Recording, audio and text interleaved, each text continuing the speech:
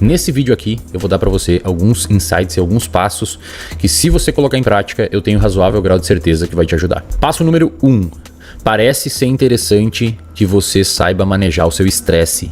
Estresse é um dos principais fatores de risco para doenças psiquiátricas, e aquela pessoa que chega mais longe não é necessariamente a pessoa mais inteligente, mas sim a pessoa com melhor controle emocional. Então, se você quer ser melhor que 99% das pessoas do mundo, você precisa ter um controle emocional em dia, e para isso é necessário prestar atenção nos seus estados emocionais, é necessário consumir conteúdo que objetivem trazer inteligência emocional para você. E principalmente é importante que você entenda o que estressa você no dia a dia. E o que estressa você no dia a dia precisa ser retirado da sua vida dentro do possível, para que a longo prazo não se instale um estresse crônico e você fique refém disso. Passo número 2. Para a alteração dos hábitos, parece ser mais interessante você... Isso tudo baseado em neurociências, tá?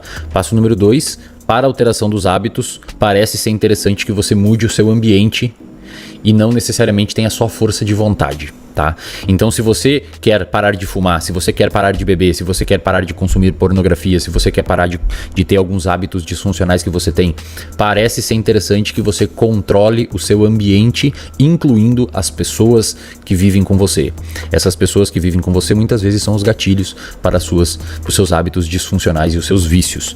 Os estudos em neurociência indicam que controlar o seu contexto parece ser mais eficaz que simplesmente ter força de vontade. Passo número 3. O córtex pré-frontal trabalha junto com regiões límbicas. Para quem não sabe, o córtex pré-frontal é uma região do cérebro responsável por planejamento e responsável pelas funções executivas juntamente com racionalização, tá?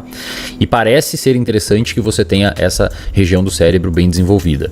Essa região do cérebro trabalha juntamente com o sistema límbico, que é uma região composta por várias áreas que tendem a modular suas emoções, e essas duas regiões conversam se equilibrando.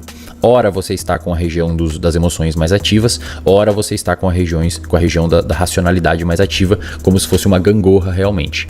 Se você tem muita racionalidade, isso não parece ser tão funcional, porque as emoções são importantes, ao contrário do que muita gente fala, para a nossa tomada de decisão. É muito difícil, por exemplo, você mudar o seu comportamento se você recebe um feedback negativo e você não sente aquela emoção negativa. Você recebe um feedback de um chefe, do seu namorado, da sua namorada, de um familiar, de algo ruim que você fez. Se você não se sentir mal com aquilo, a probabilidade de você alterar o seu comportamento não acontece. Isso é o que muitas vezes ocorre em casos de psicopatia. Então, emoções são importantes para a tomada de decisão, mas você não pode ser consumido por as suas emoções, e é importante que o seu córtex pré-frontal esteja também ativo. Para fazer isso, um excelente ponto de partida é ter um diário das emoções. Um diário das emoções vai permitir com que você tenha mais inteligência emocional, visto que você está categorizando as suas emoções ao longo do seu dia. Então pegue aí, se você quiser tentar isso, e crie um diário, onde no final do dia você sempre escreve como foi o seu dia e no que aquilo impactou na sua saúde emocional. Passo número 4. O seu cérebro é plástico. Tá? O que significa isso? Ele muda conforme você se expõe a experiências.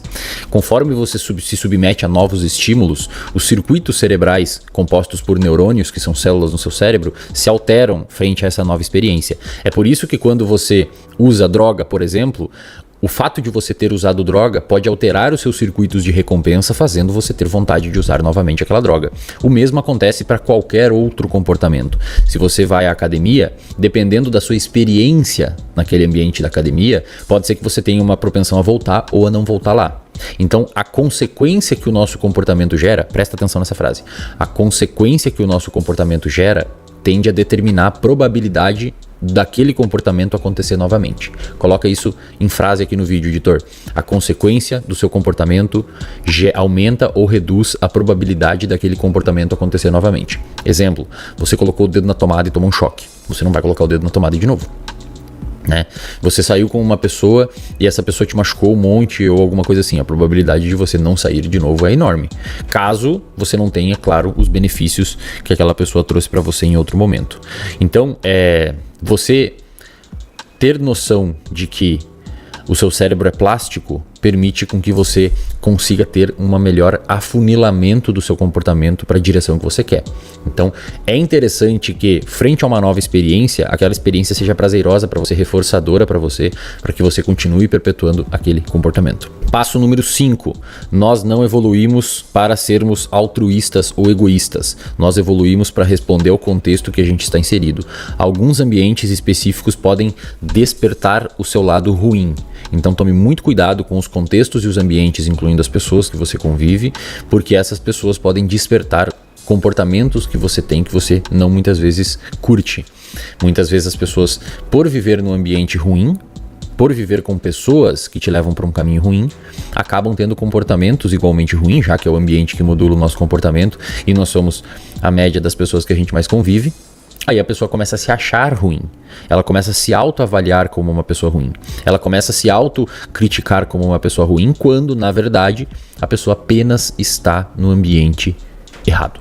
Então, cuide do seu ambiente e, dentro do possível, viva em ambientes mais adaptativos, incluindo pessoas. Passo número 6. A sua produtividade reduzirá drasticamente se você não dormir bem.